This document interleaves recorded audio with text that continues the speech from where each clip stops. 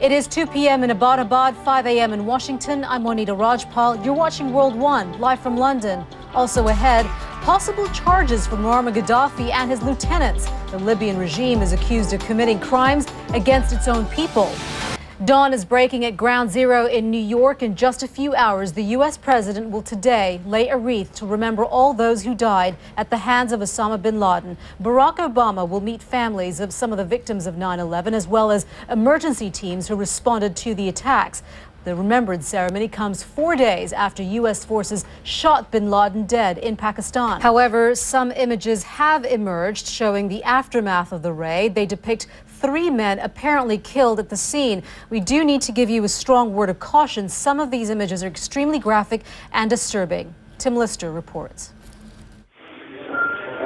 The United States wants answers from Pakistan about how it failed to spot bin Laden's fortified compound. The world's most wanted man was living in a large house close to a military base not far from the Pakistani capital. Pakistan's ambassador to the U.S. says his government will hold an inquiry. The Prime Minister, on a state visit to France right now, says his country is doing all it can to fight terrorism, but more help is needed. We are in the middle of war, fighting against extremism and terrorism. Investigators are now trawling through phones, videos, and computers that their hit squad removed from bin Laden's hideout. They're looking for any information they might contain about other terrorists and their operations, as well as whether he got any support from inside Pakistan. We want to bring in our correspondent Nick Payton-Walsh. He joins us now live from near the bin Laden compound in Abbottabad in Pakistan. So now we're hearing that the Pakistani authorities are wanting to do more of an investigation of their own in terms of who knew what, whether it was in Abbottabad or elsewhere. Does this come as being seen as a little too late? I think, to be honest, Pakistanis, since this all began, have been quite clear what they publicly perceive their position to be, which is we were not sheltering bin Laden and we would have got him had we known. Now, what newspapers around the world are saying about this. From the UAE, the National has the headline, Pakistan and the U.S. still need to strengthen ties. The article goes on to say bin Laden had found safety in Pakistan, wrong that has since been corrected, but Washington must realize for regional security and bilateral relations that Pakistan is much more than one man's evil creed.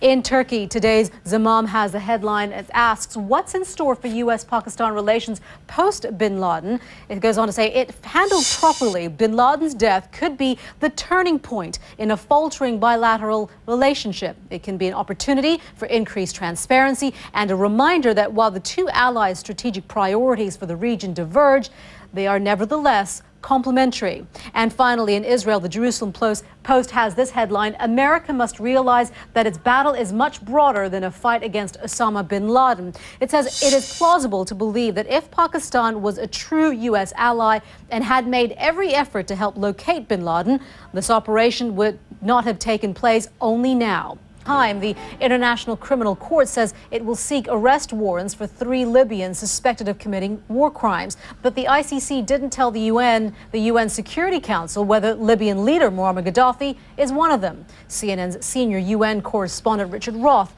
has the story now from New York. Richard mentioned the court has not said who they plan to issue arrest warrants for, but whoever they are, they will join a list of high-profile leaders who have been indicted. Among them, former Yugoslav President Slobodan Milosevic. He died in 2006 while his genocide trial was in progress. The court has twice indicted Ratko Mladic for his role in Bosnia, but the former Serb military leader remains a fugitive to this day. Now, there are other war crimes cases. Liberian President Charles Taylor is still being tried at The Hague. His trial has lasted nearly 2 years now. And then earlier this year, Sudan's President Omar al-Bashir, former president, became the first sitting head of state to be indicted by the court. But al-Bashir, again, he is still the president of the North, remains in office and has no plans to turn himself in. Now, state TV in Syria says the military state TV in Syria says the military is starting to pull out of the city of Daraa. It says they've completed their task of arresting terrorist elements and restoring security. It follows the latest call from the UN Secretary General for the Syrian president to end the violence and mass arrests in his country. Is on from that bout of extreme weather, and floodwaters have overtaken entire neighborhoods of the Midwest and southern states. Meteorologist Jennifer Delgado is at the World Weather Center with more on that. Jen. Hi, Monita. And you were mentioning about the tornadoes. 600 were actually recorded for the month of April, and the peak doesn't come until May. So you'll see we're still not out of the tornado threat for parts of the U.S. Of course, we'll be following that just down there on the Atacama Desert because it's so dry. They have so many clear nights, and you can really see that shape there. What does that look like to you, Monita? I don't know. I was trying to think of that. You said meat hook. Now that's in my mind. I think seahorse. So I think you projected. Oh, seahorse. Or swan. Seahorse. It's okay. beautiful, nonetheless. Yeah, that's nice. It is very pretty. It is. Thank you so much for that, Jen. You're welcome. Now, here's some of the other stories that we're talking about here on World One. Making a grown man cry. It may look easy, but research shows that scenes like this go against the male grain. A neuropsychiatrist at the University of California says women are designed to cry more easily than men. One reason? Smaller tear ducts. That means female tears overflow more readily, but the idea that men shouldn't cry is apparently quite new. The Bible suggests men used to burst into tears. No one seemed to mind. For months, she has been starring in her very own courtroom drama, but now it looks as though Hollywood actress Lindsay Lohan could wrap it all up by spending as little as 14 days behind bars. An LA judge reduced the latest charge against her to misdemeanor theft.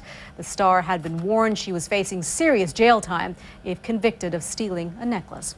And did Anonymous steal names? That's the question being asked after Sony found a file linking the renegade hacker group to a massive case of identity theft. As many as 101 million people had their personal details stolen during the two-day attack last month. Now Sony has uncovered a file on its system named Anonymous. It contains the group's sort of catchphrase, "We are Legion." You're watching World One, live from London. More than 800 civilians made it out of Misrata's port on Wednesday amid that shelling. An aid ship running the gauntlet of the gunfire. The vessel had waited 5 days to make it to the docks, but the mission to evacuate migrant workers and the severely injured soon descended into chaos. Channel 4 correspondent Alex Thompson was on board. By this morning, the ship's been waiting 4 days. So what can the rebels hope for from today's high-level talks in Rome? Rebel spokesman Mahmoud Shahman says they need money for the basics of normal living, food, medical supplies, hospital care. Well, CNN's Fred Pleitgen is on the ground in Libya. He joins us now live from Tripoli. And Fred, we saw there from the report earlier on that the basic supplies that are just so desperately needed. What else do the rebels need at this point? Well, yes, certainly. I mean, the basically supplies are a big issue, Monita, not just in Misrata, but of course also in places like Benghazi. In Afghanistan are still scratching their heads over how hundreds of Taliban prisoners managed to tunnel out of a Kandahar prison last week. Most of the escapees are still on the loose after the embarrassing security lapse. CNN's Nick Peyton Walsh has been on his hands and knees for a closer look at the escape tunnel. From outside these Kandahar prison walls. Back, a mouth-watering UEFA Champions League final is all set after the second of the semi-finals wrapped up on Wednesday. Don Riddell has all the details. What's the full name of Schalke? Schalke 04. 04. I keep saying Milfoy, hence mouth-watering, but oh well. I can see how you get there. Monita, thanks very much. It is being described as a dream final, and it's ready to go on May the 28th at Wembley Stadium here in London. Boys. Yep. Ever wondered about a life in the country? Raising chickens, lambs, holding lambs, Often. females? Often? Okay. Yeah, they like animals. They do. I'm sure they'd love this game too. The story for you now. If you're stuck behind a desk, no obstacle. Your kids will enjoy this too. People are being offered the chance to run a real-life farm, all with the click of a mouse. May not have the same appeal, but Phil Hahn has that story.